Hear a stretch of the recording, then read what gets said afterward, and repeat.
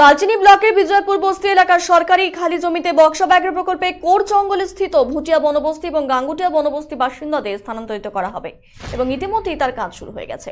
বর্তমানে বিজয়পুর বস্তিতে সড়ক নির্মাণ কাজ চলছে। শুক্রবার এই এলাকা পরিদর্শনে আসেন কাজের দায়িত্বে থাকা ইঞ্জিনিয়ার এবং আলিপুরদুয়ার জেলা পরিষদের সভাধিপতি স্নিগ্ধা শৈব।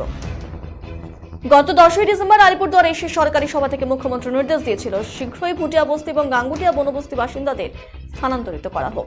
তারপর থেকে জোর কদমে কাজ শুরু করে দিয়েছে প্রশাসনিক আধিকারিকরা।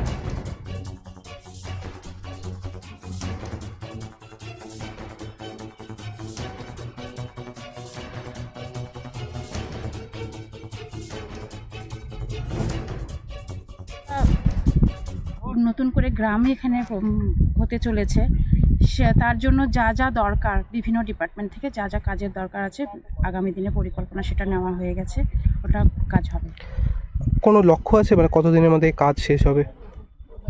বিশাল বড় কাজ তো, ধীরে ধীরে হবে, ওইভাবে তো সময়টা নির্দিষ্ট করে বলতে পারছি না। তবে রাস্তার কাজ মোটামুটি আমরা 3 সপ্তাহের মধ্যে করে দেওয়ার জন্য বলছি, যতটা সম্ভব হয়।